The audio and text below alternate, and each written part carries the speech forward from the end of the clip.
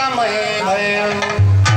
ही अपने लेट्रिन के पन्नों को खोला तो देखा उसी में सर्प छुपा हुआ बैठा बड़ी जोरों से फुफकार लगा रहा है। राजा ने देखा ये वही सर्प है जिसको मैंने कल जंगल में छुड़वा दिया था, ये वही सर्प है। बात क्या है? लेकिन राजा ने द्वारपालों को बुलाया लेकिन सर्प को मारने नहीं दिया। बोले इसको और दूर जंगल में छोड़ दो, इधर का मार्ग भूल जाएगा तो वापस लौट करके नहीं आएगा। द्वारपालों ने क्या किया, उस सर्प को ले लिया, अब जंगल को लिए चले गए। अब वो सर्प सोच रहा है कि ये इतना धर्मात्मा राजा, इतना दयालु राजा ना तो जीव हत्या करता है और ना करने देता है, फिर हमारी पत्नी को क्यों मारेगा, हमारी पत्नी को क्यों मारेगा।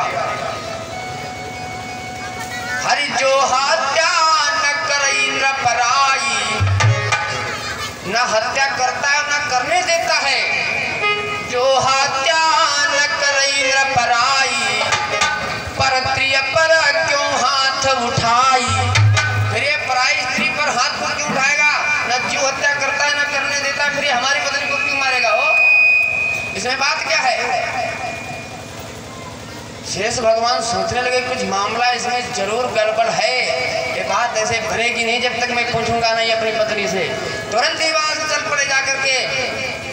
अब नागिनी सोचती है कि हमने भेजा है अपने स्वामी जी को कि हमारे साथ में ऐसा ऐसा दुर्व्यवहार हुआ है, राजा ने किया है। अब राजा जी गए होंगे हमारे स्वामी और राजा जी को समाप्त कर दिए होंगे। बोले अरे सर्प भी मर गया होगा और लाठी भी बरकरार है भैया। अब नागिनी सोच रही है। शेष भगवान चल पड़े वहां से, मैं जाकर के अपनी पत्नी से पूछूंगा। तो नागिनी क्या करती है, जो ही शेष भगवान आए आवती देख और जब मैं पारा और चरण धोयारती समारा। नागिनी कहती कि स्वामी हमारे आ रहे हैं, तब तक हम आरती की थाल को सजा लूं और उनकी आरती उतारूंगी क्योंकि ऐसा काम करके आ रहे हैं। अरे जो ही आए गृह में प्रवेश कर रहे थे और नागिनी आरती घुमाने लगी। ओम जय जगदीश हरे, ओम जय जगदीश हरे, स्वामी जय जगदीश हरे। तुरंत ही आरती की थाल को फेंक दिया। अरे दुष्टा, तू सोच रही कि मैं राजा को मार करके आ गया ना, मैंने राजा को मारा नहीं, जो कुछ हुआ है तो सच सच बतलाओ। इतना धर्मात्मा राजा, इतना दयालु राजा ना तो जीव हत्या करता है ना करने देता है, फिर ये तुमको क्यों मारेगा। अरे फिर ये तुमको क्यों मारेगा। बोले जो कुछ हुआ है सच सच बतलाओ। मैं जाकर के एक बालक का रूप बनाऊंगा और 12 वर्ष का बालक बन जाऊंगा, तब जाकर के राजा के दरबार में खड़े होकर के पूछूंगा।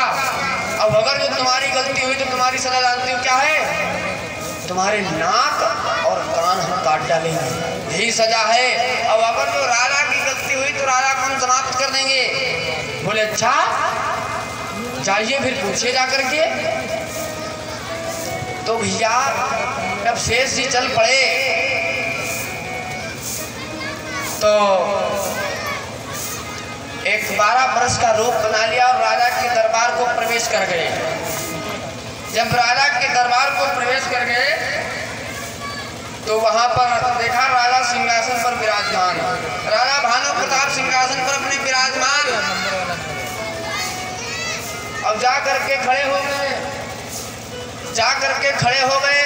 बोले राजन, आप इतने ऊंचे सिंहासन पर बैठते हो और पराई स्त्री को मारते हो, एक तुम्हारा कौन सा धर्म है। बोले मैंने किसकी स्त्री को मारा। बोले आपने शेष जी की पत्नी को नहीं मारा। राजा सुनगा, रे ये बालक कैसे जान गया, वो भी 12 वर्ष का बालक, वहां पर कोई नहीं था। जब हमने शेष जी की पत्नी को मारा तो जरूर है, लेकिन वहां पर ये बालक नहीं था, बालक है कौन। तब राजा समझ गए कि बालक नहीं हो सकता है, ये बालक नहीं है, ये शेष जी महाराज है। अपने सिंहासन से उतर करके आए। बोले ए बच्चे इधर आ जाओ, तुम अपने रूप में आ जाओ, तुम्हारा भौकाल हम सब समझ गए कि तुम कौन हो। मैंने किसी से बताया नहीं, केवल नागिनी जानती है, संभर नाम का नाग जानता है और कोई नहीं जानता है। फिर ये बच्चा जान कैसे गया। बोले अपने रूप में आ जाओ। शेष जी भगवान अपने रूप में आ गए।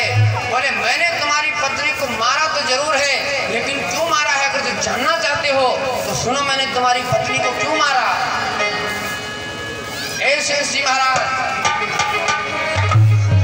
संभर नाग दुष्ट अति भारी, संभर नाग दुष्ट अति भारी, संभर नाग दुष्ट अति भारी, संभर नाग दुष्ट अति भारी, संभर नाग दुष्ट अति भारी।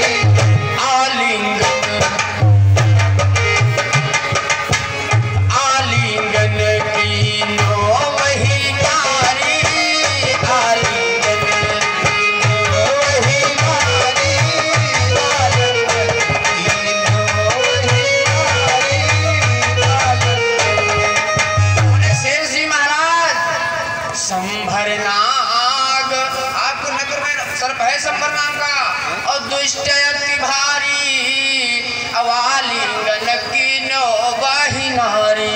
जब आप तपस्या में रह रही थे तो संभर नाम के नाग के साथ में प्रेम कर रही थी तुम्हारी नागनी, इसलिए मैंने मारा तो जरूर है। और वहां पर अगर तो कोई हमारी जगह पर कोई दूसरा राजा होता तो मार ही देता। बोले अरे हम सोच रहे थे यहाँ पर लाल काली, यहाँ पर तो सब कुछ काला है। बदल गया विचार। शेष जी महाराज चल पड़े।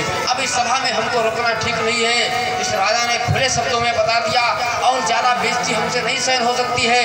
ऐसा करो अपने नाग लोग को चलो और वहां पर वादा करके आए हैं कि तुम्हारे नाक और कान काट डालेंगे।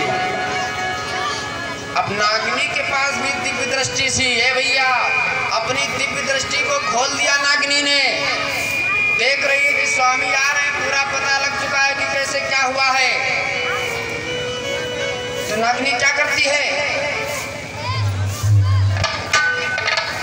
नाक कान और कटी है मम स्वामी। अगर जो नाक कान हमारे कट गए तो मेरी संसार में अपना मुख किसको दिखाऊंगी।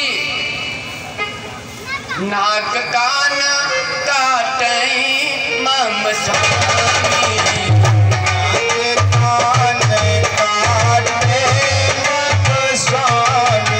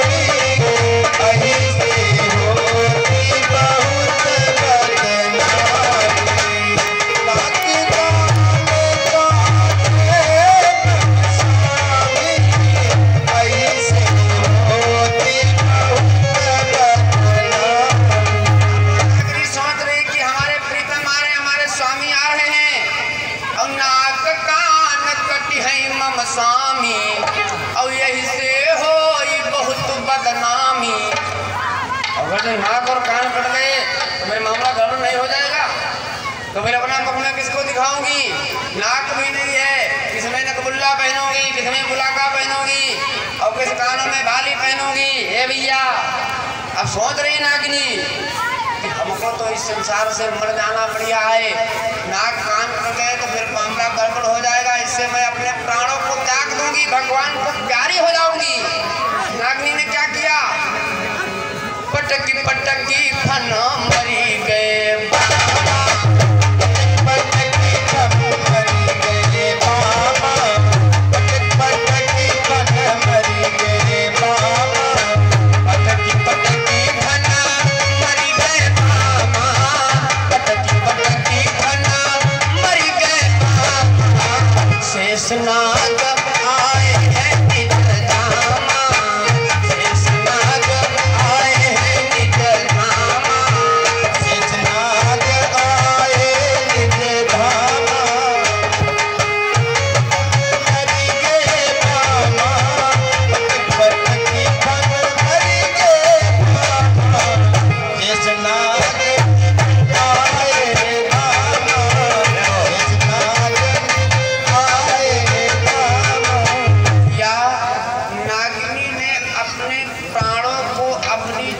पट पर पटक पटक फन मरी गए कामा, अवशेष नाग आए निज धामा।